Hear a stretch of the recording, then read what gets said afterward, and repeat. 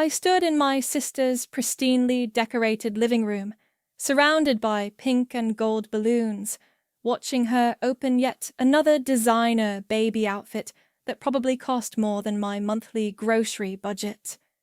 The room buzzed with excited chatter and camera flashes, but I felt like I was underwater, observing everything through thick glass. My name is Autumn, and I've spent 38 years being the family disappointment. The spinster sister.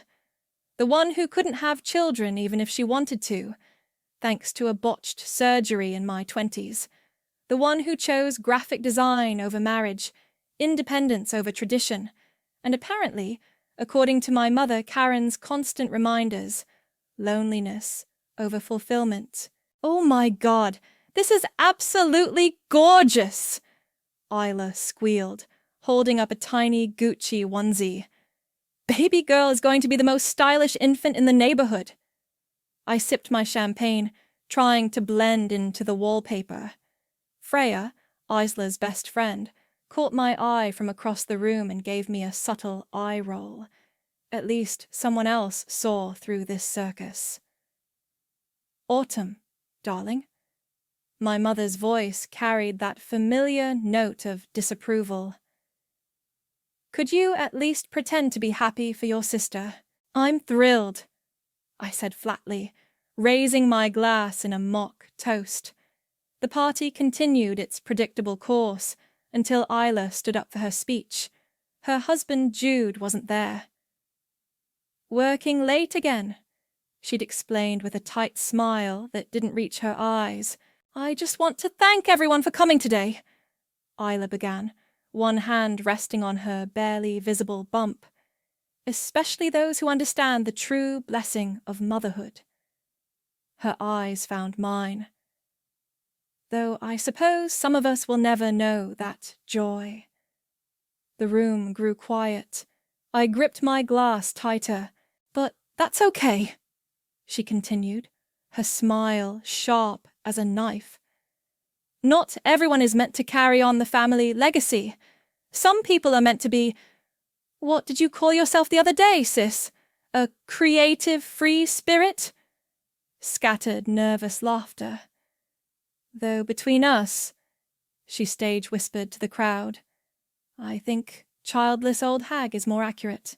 The champagne in my glass trembled. 3 months ago, I'd seen Jude entering apartment 4B in my building. Again and again, always when Isla was at her prenatal appointments. I'd said nothing, done nothing, kept quiet like always. But something inside me snapped. I set down my glass and walked to the front of the room, where Isla's laptop was connected to a projector for the baby shower games. My hands were steady now. You're right, Isla. I am childless. I am single. And you know what else I am. I pulled out my phone. I'm observant. What are you doing? My mother's voice held a warning.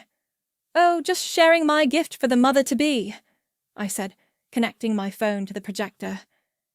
After all, family is about sharing, isn't it? The security camera footage from my building's hallway filled the screen. The timestamp showed last Tuesday, 2:47 p.m. A familiar figure appeared, looking furtively over his shoulder before entering apartment 4B. That's funny, I said into the dead silence. Isn't that when you had your last ultrasound, Isla?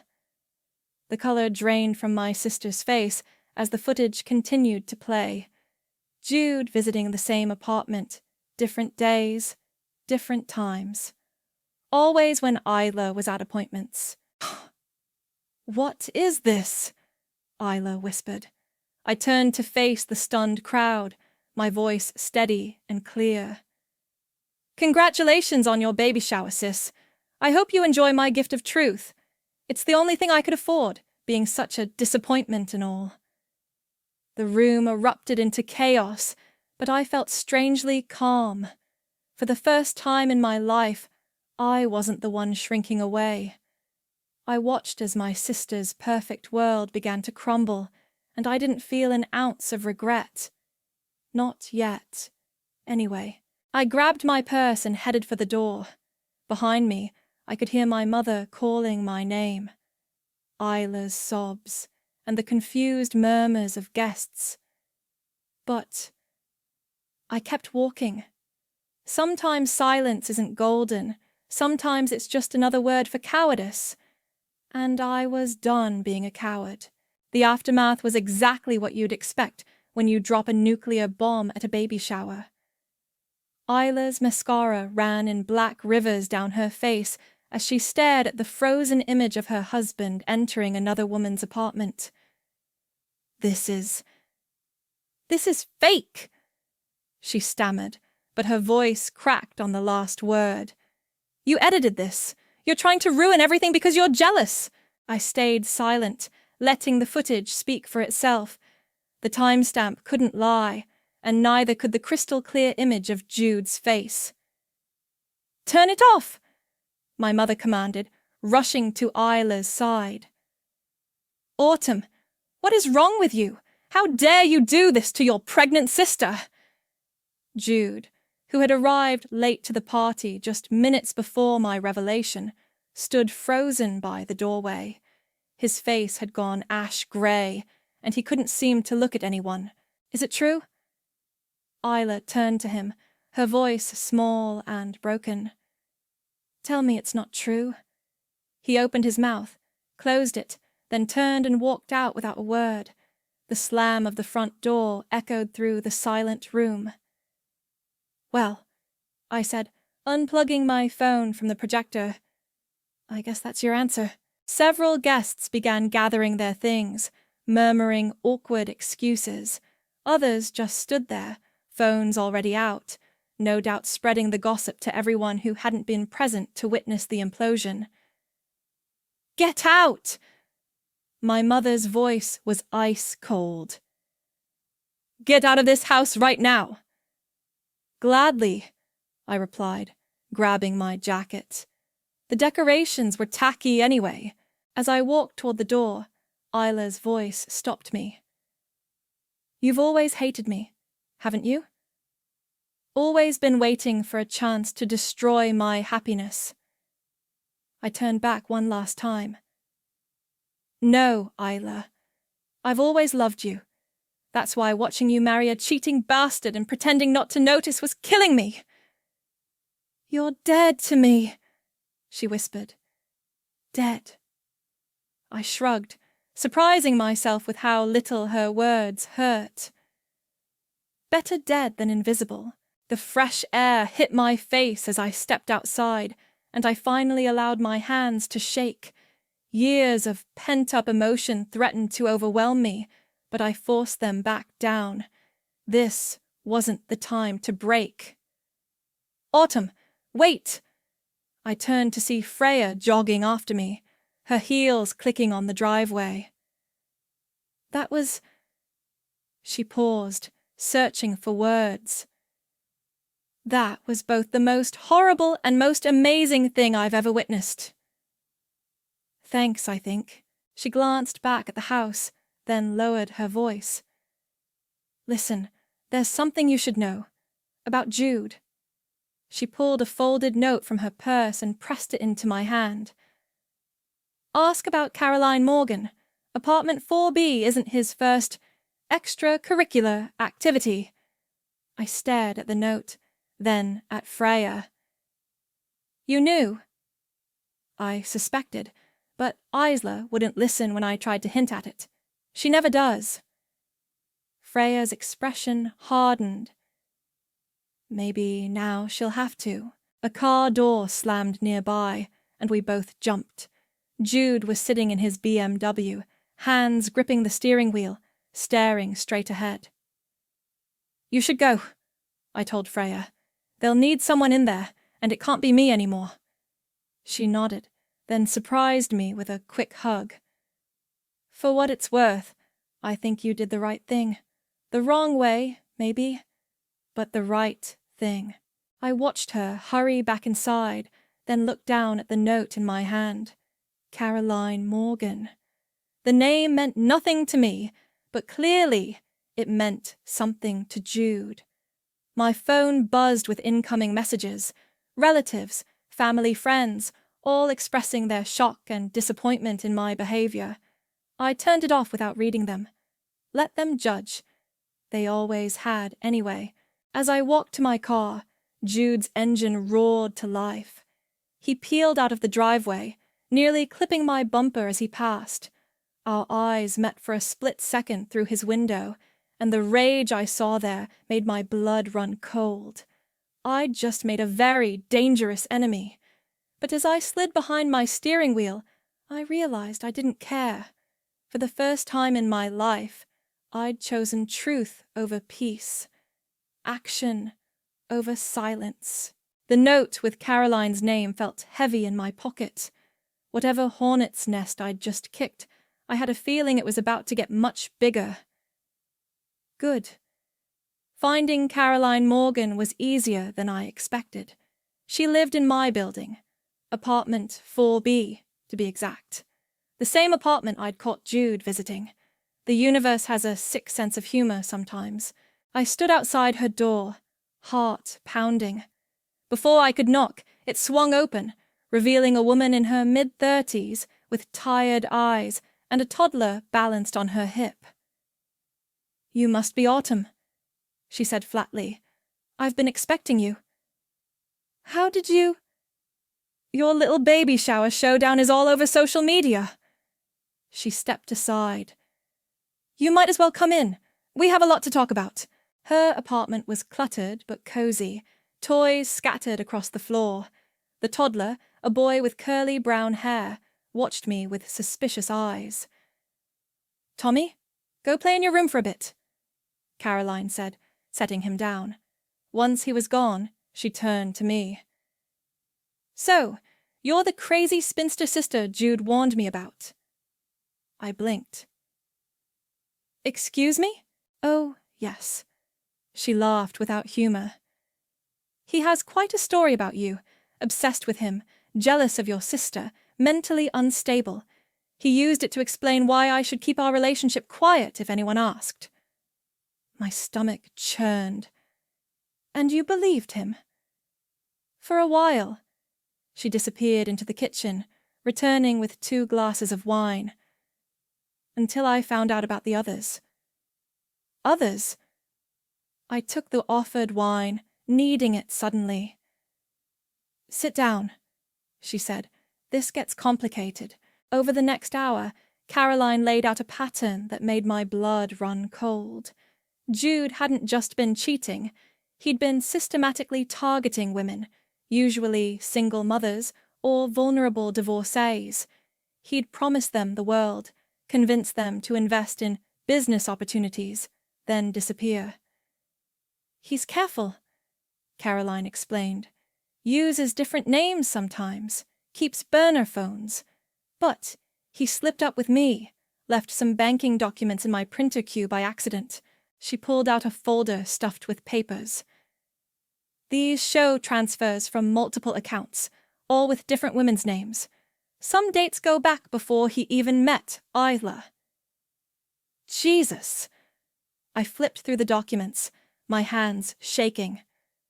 "Does Isla know any of this?" "Your friend Freya tried to warn her once, I heard. But Isla—" Caroline shrugged. "She sees what she wants to see." My phone buzzed, a text from Freya. "Isla's losing it, threatening to sue you for defamation. Call me." "Why are you showing me all this?" I asked Caroline. She looked at her son's closed bedroom door. "Because I'm done being quiet, and because—" She hesitated. "I'm pregnant." The wine glass nearly slipped from my hand. "What?" 8 weeks. And before you ask, yes, it's his. He doesn't know yet." "My sister is 6 months pregnant with his child. I know." Caroline's voice cracked. "I didn't know about her when this started. By the time I found out, I was already—" She gestured helplessly at her stomach. A door slammed somewhere in the building, making us both jump. Caroline moved to the window. "He's been watching the building," she said quietly. Ever since your stunt at the shower. I'm scared, Autumn. Not just for me, but for Tommy. I joined her at the window. Sure enough, Jude's BMW was parked across the street, but empty. We need to do something, I said. Show Isla the evidence. Go to the police. It's not that simple. Caroline turned to face me. He has dirt on everyone. Things that could hurt us, our kids. That's how he keeps control. My phone buzzed again, an unknown number this time. The text made my blood freeze.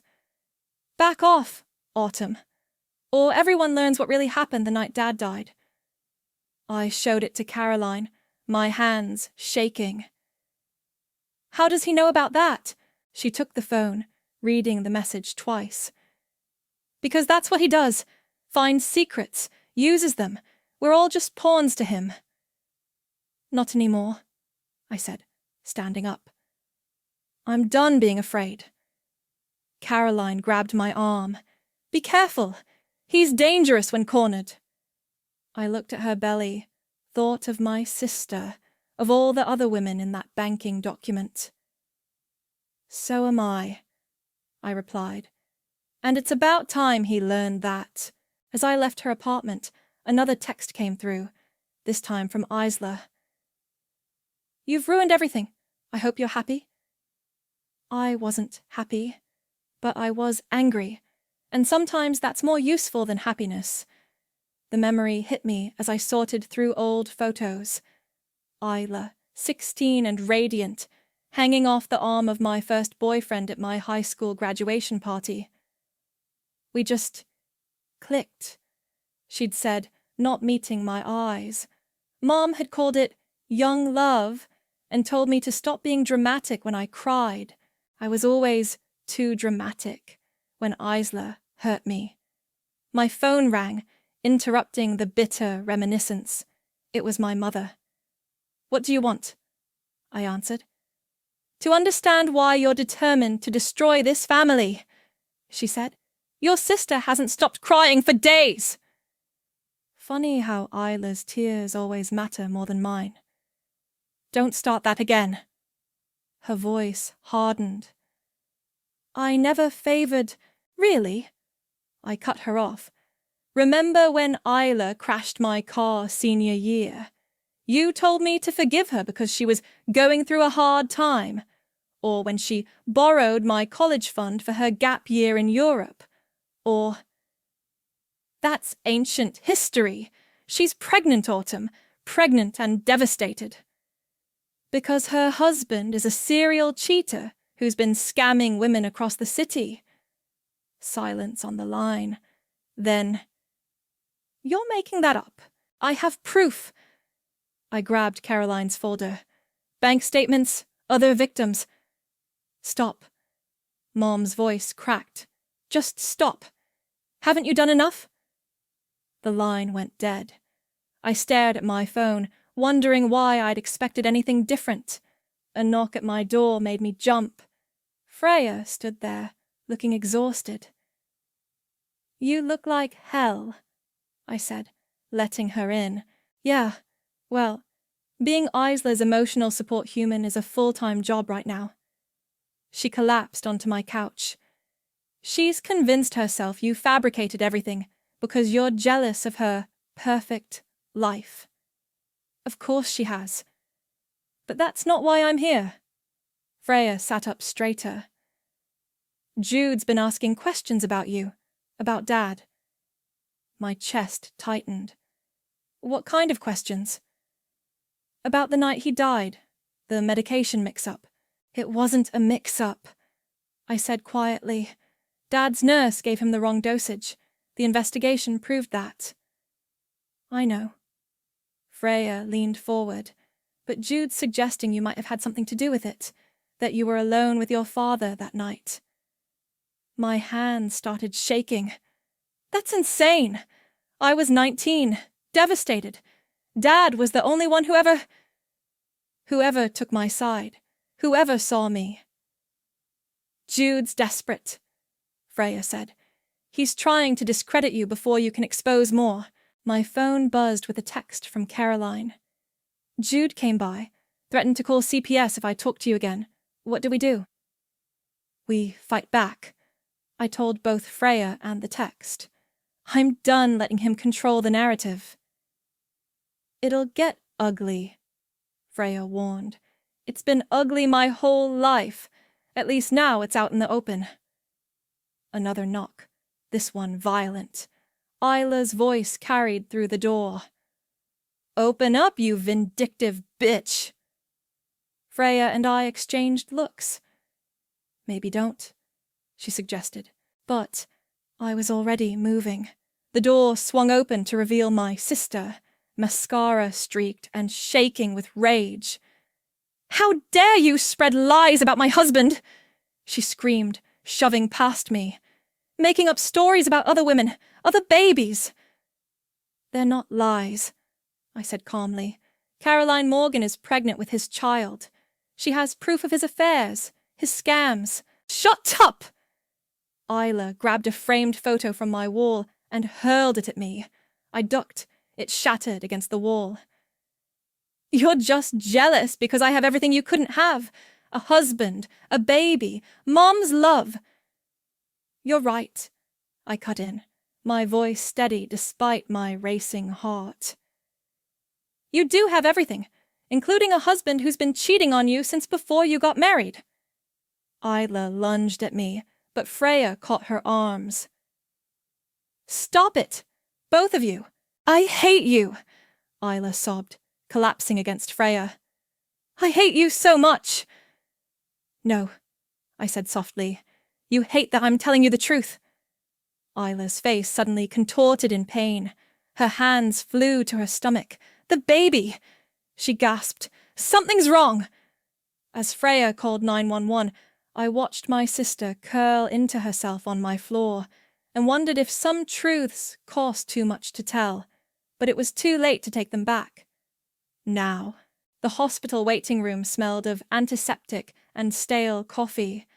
I sat 3 chairs away from my mother, who hadn't spoken a word to me since arriving.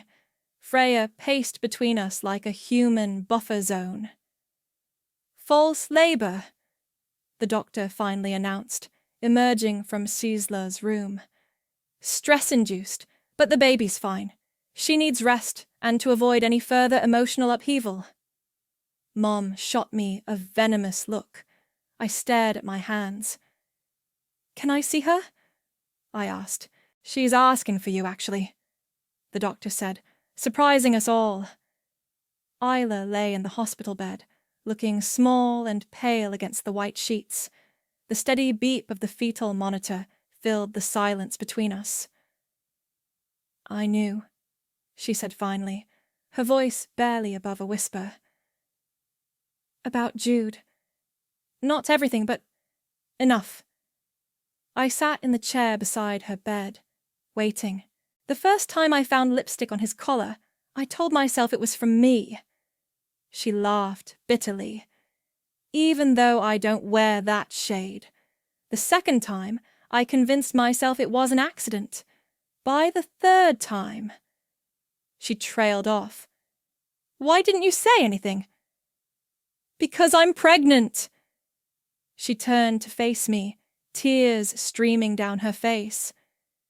Because I'm almost 30, and this was my chance to have everything I was supposed to have. The husband, the baby, the perfect life everyone expected. Expected or wanted.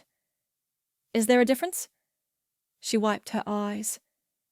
You never cared what anyone thought. You just lived your life. I envied that. The admission hung between us like smoke. You envied me? I couldn't keep the disbelief from my voice. You're the golden child.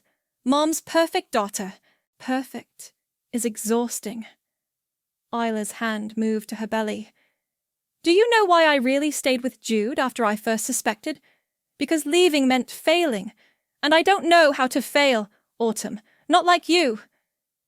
Thanks, I said dryly. No, I mean...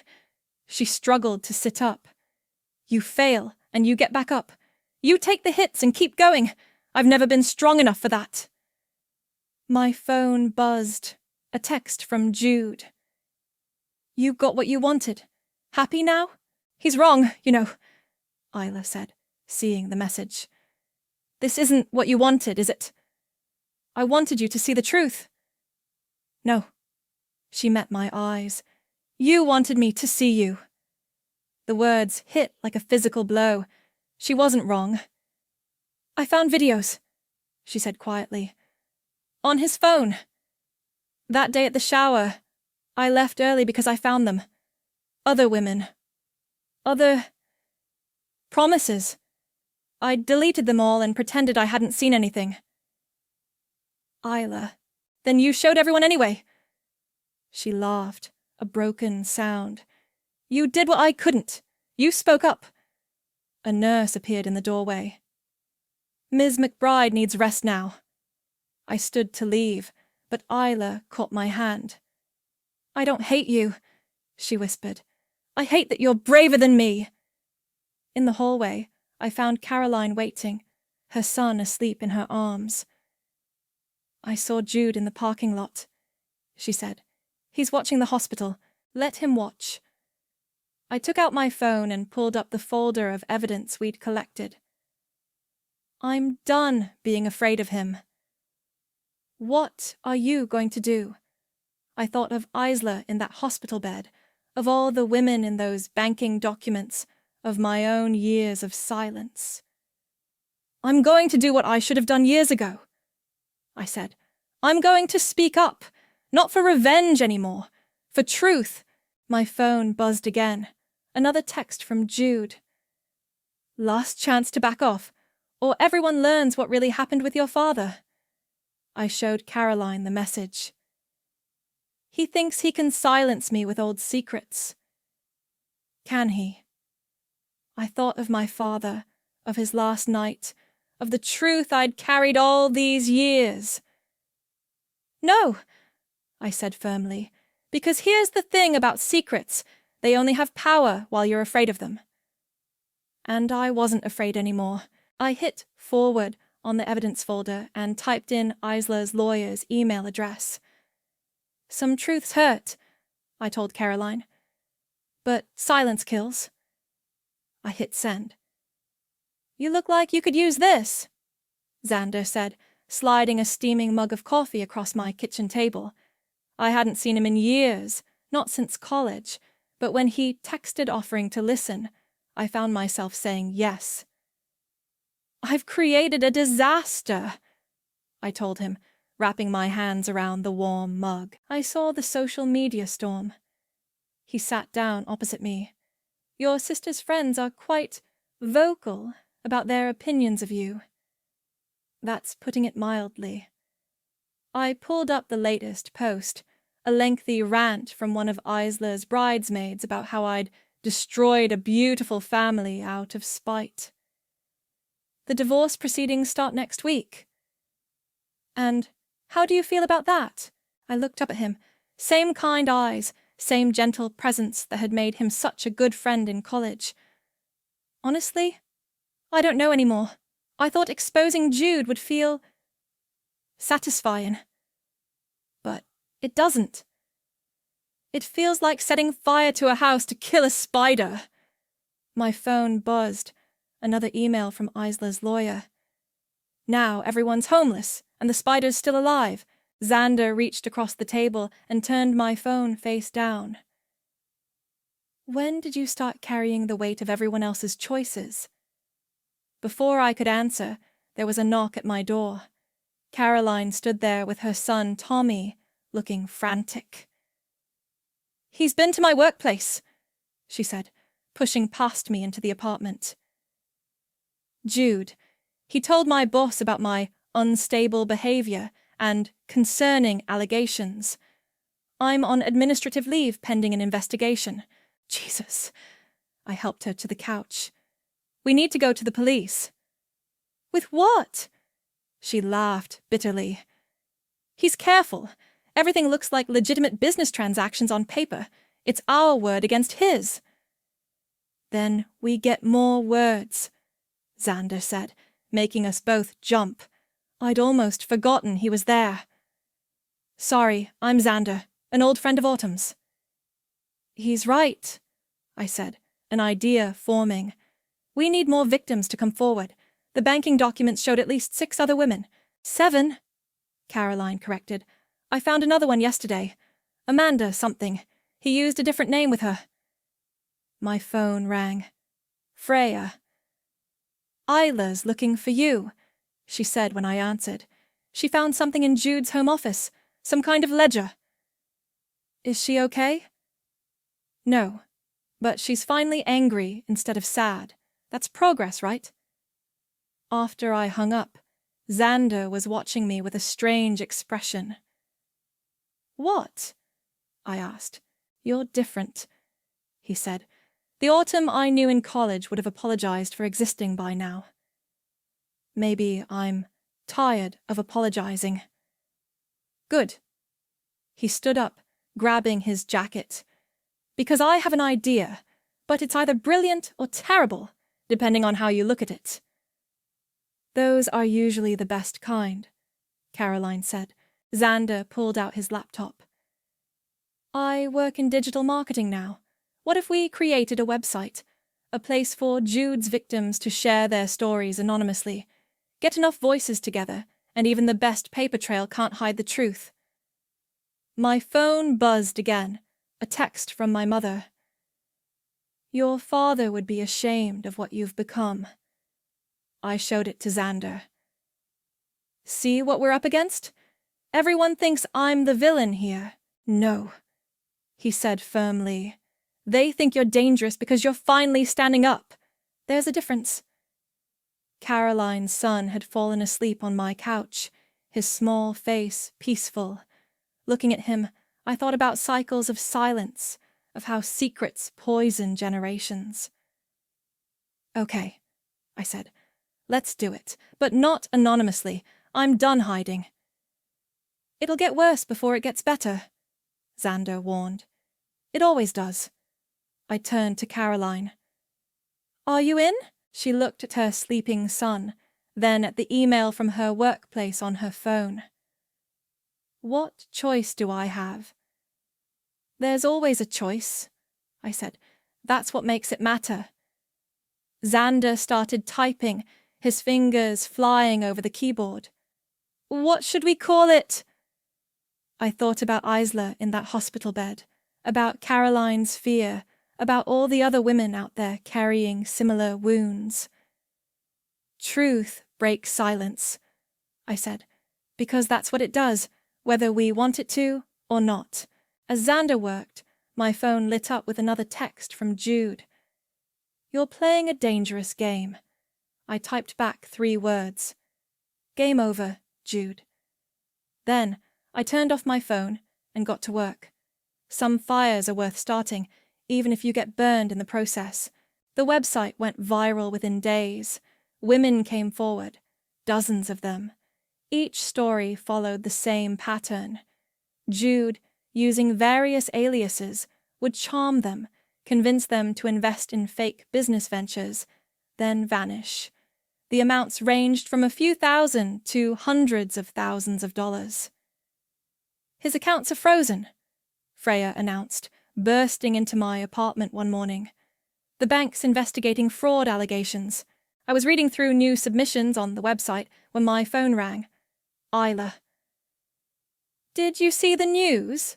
she asked, her voice tight. "They're calling it a systematic scheme of romantic fraud. There's talk of criminal charges." "Are you okay?" "No." She paused. "But I filed for divorce yesterday, and I found the ledger." "What ledger?" "The real one, where he kept track of everything. Every woman, every dollar, every lie." Her voice cracked. "Including what he did to Dad." My heart stopped. "What?" "He knew, Autumn, about that night. He found out Dad's nurse was stealing medications, selling them. He blackmailed her into saying it was an accident." The room started spinning. "How long have you known?" I just found out. The nurse confessed everything to the police this morning. She said Jude threatened to expose her if she ever told the truth. All these years, I'd carried the weight of that night, the guilt of not checking Dad's medications more carefully, of not being there when he stopped breathing. There's more, Isla continued. The baby. It's not his. What? I had an affair. Last year, before we started trying for a baby. I was so angry at him for being distant, for all the late nights. She laughed bitterly. Turns out he was with Caroline those nights. The irony was almost too much. Does he know? No, but he will. I'm done protecting him. A knock at my door made me jump. Caroline stood there with Tommy and a stack of papers.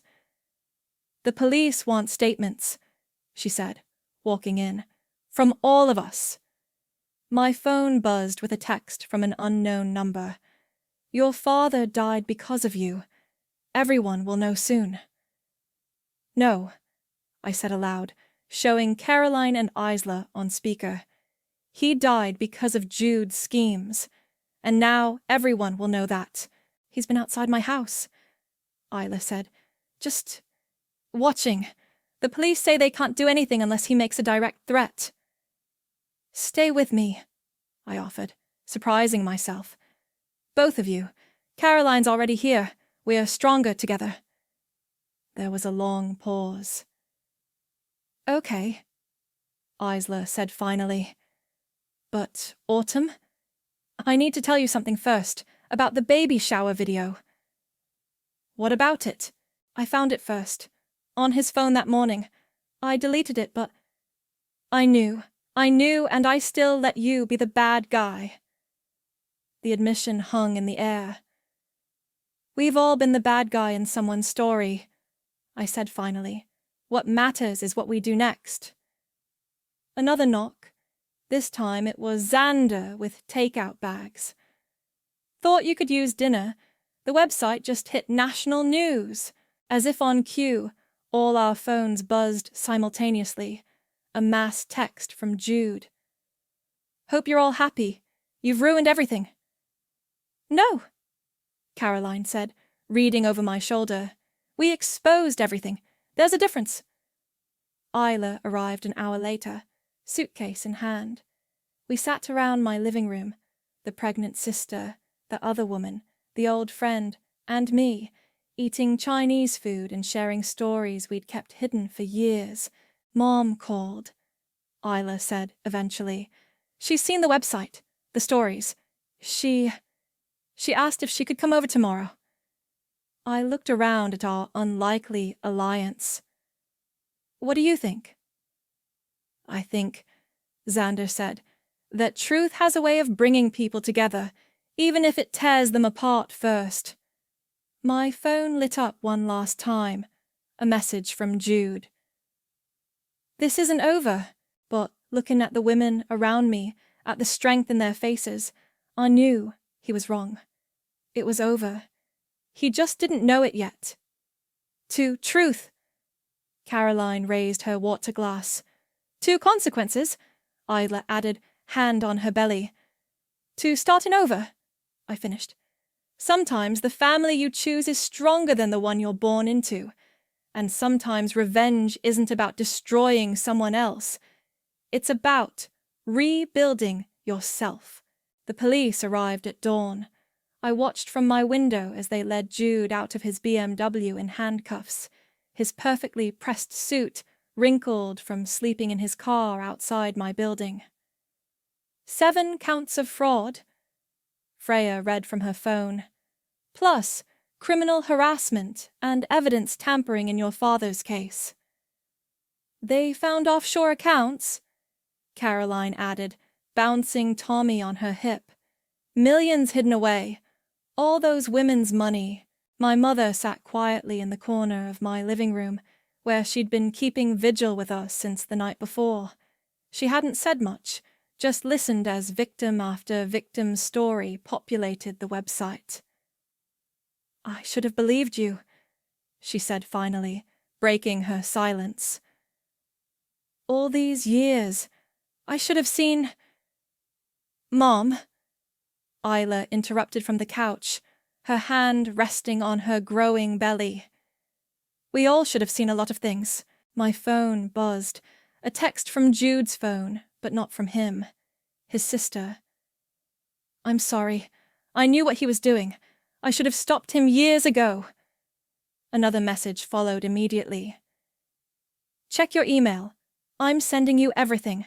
Bank records, conversations, proof about your father's nurse. He made me keep copies as insurance. It's over, I breathed, showing the others. Really over.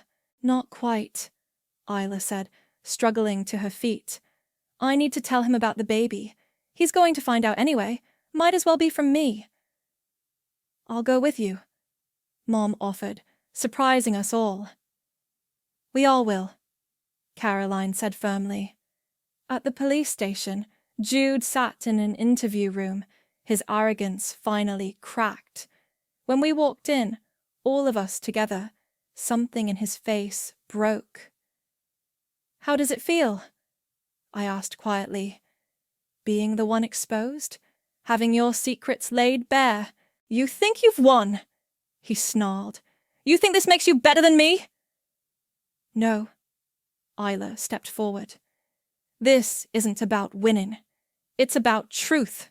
Speaking of which, I'm having a girl, and she's not yours. The color drained from his face. What? You're not the only one who can keep secrets, she said. The difference is, I'm choosing to tell the truth now. You— He lunged forward, but the handcuffs stopped him short. Careful, Caroline warned. Your true colors are showing. We left him there, raging at ghosts of his own making. Outside, my mother took both mine and Isla's hands. I failed you both, she said. In different ways, but I'm listening now. Xander was waiting in the parking lot, laptop open. The story's everywhere, he said. More victims coming forward. Different cities, different names, but always the same man. What happens now? Tommy asked from Caroline's arms, too young to understand but old enough to feel the weight lifting. Now? I said. We heal. Together. That evening, we gathered in my apartment again. Isla and Caroline shared the couch, comparing pregnancy symptoms and laughing about baby names. Mom helped Tommy build a fort out of blankets, while Freya ordered pizza. Xander sat beside me at my desk, helping me respond to messages from other women seeking support. You know what I realized? I said to no one in particular. Revenge wasn't what I wanted. I wanted to be heard, to be seen. We see you, Isla said softly. We always did. We were just too scared to admit it. My phone lit up one last time, a message from Dad's nurse. Thank you for helping me tell the truth. Your father would be proud.